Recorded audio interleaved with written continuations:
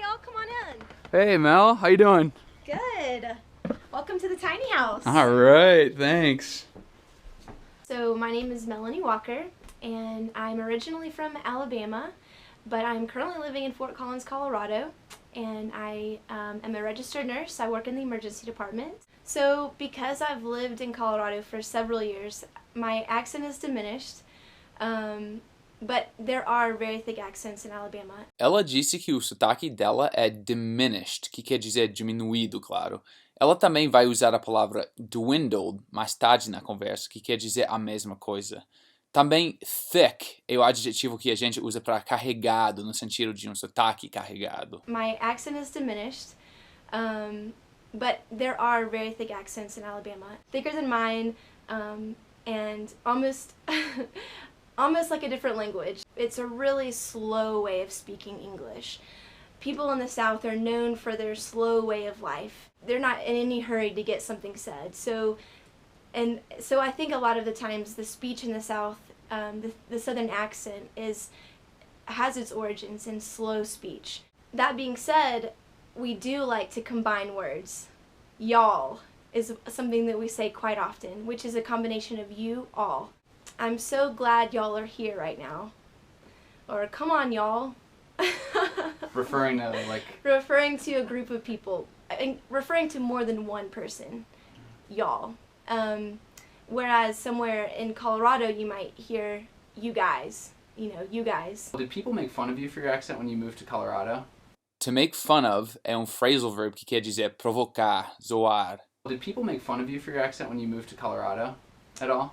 Or did they just notice it? They noticed it. I don't know if I've ever been specifically made fun of for my accent, but I definitely had people comment when I first moved here. They said, "Oh, you must be from the South. Clearly you're from the South." And that's become less and less as my accent has dwindled, but I still have people recognize some of the words that I say. Can you tell us a little bit about what a tiny house is, what this community is, and why you decided to do that? Yeah, sure. So in America, most people want everything so big. You know, they want their houses so big, and they want their yards to be so big, and their cars to be so big. And ela fala muito o advérbio so, que é uma maneira mais forte e mais comum de falar very. Por exemplo, so big, em vez de apenas very big. Most people want everything so big. You know, they want their houses so big, and they want their yards to be so big, and their cars to be so big. And, you know, to me it seems excessive, and it seems pointless to have something so big that you have to pay so much money for, and to clean, and to keep up. And so I wanted something that was less of a footprint and less of a impact on the environment. And so this space is more than enough to live in. It has a fully functioning kitchen, it has a bed. Ela vai usar muito a palavra full, ou fully, que tem o sentido de completo, ou plenamente aqui. Fully functioning é plenamente funcional. Full fridge quer dizer uma geladeira completa e tal. It has a fully functioning kitchen, it has a bed, it has a living area. So to me this is more than enough to live in, and it's not too much to be considered excessive. I spent probably 1/10 of the price of a real, typical American home. Well, can we do a little tour of it? Let's do it. Awesome. Yeah, it's gonna be a pretty short tour since it's a pretty small house, but yeah, so you step in and you're in the living room. You have a couch that you can relax on, and then you swiftly transition to the kitchen space. Here we're doing the dramatic swing around. You have the stairs that take you up to the living room, or the loft, which is the bedroom, which is where we have the mattress and the clothes behind the mattress.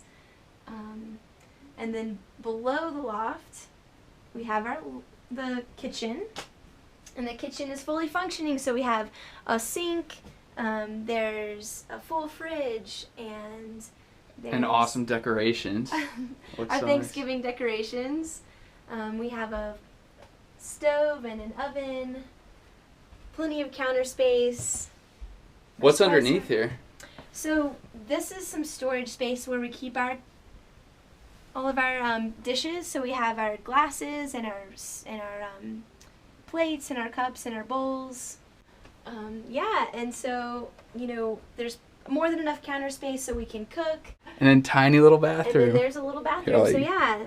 O inglês não tem diminutivos para adjetivos como no português. Então, para expressar pequenininho, por exemplo, vamos usar talvez dois adjetivos que querem dizer pequeno em seguida. Tiny little, ou little bitty, entre outros. Quanto ao nome tiny house, acho que tiny é ainda menor do que little ou small. E por causa disso, soa mais legal, mais, sei lá, fofo. And then tiny little bathroom. And then there's a little bathroom, so yeah. I have a fully functioning bathroom with a full-size shower, as well as a little bitty sink, and then a toilet. That sink is so cute. This was handmade from a bowl in Mexico. From what? So our friends got us this, so our friends gifted this bowl, which is from Mexico, and I drilled a hole and made it into a sink. Oh my gosh, that's so awesome. Look at that. Yeah.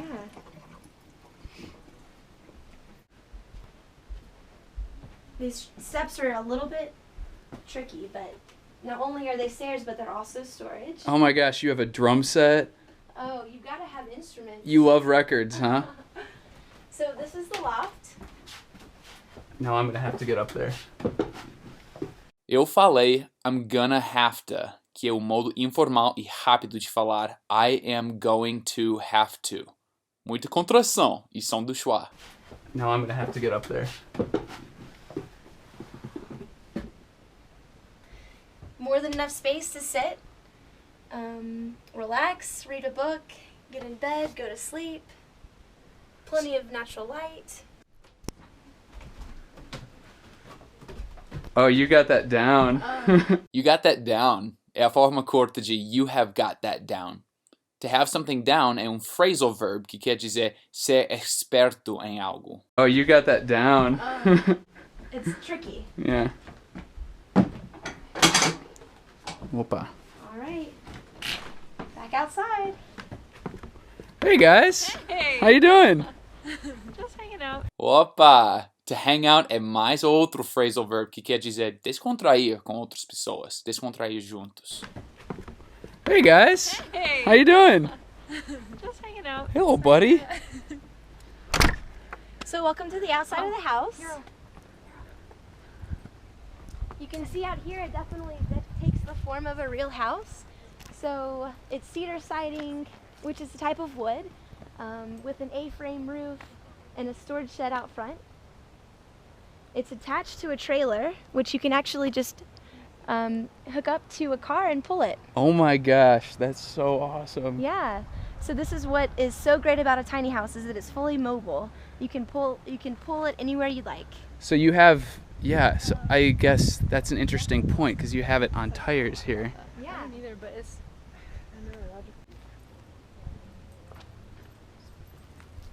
And how did you buy a lot to park this on, or what's the situation? So right now I'm renting it from a woman that owns this property. So right now we're just standing on her land, and she was gracious enough to let me rent the space and put the home here. Beautiful. For a very small price, and that's what's so great about tiny homes. It's really affordable.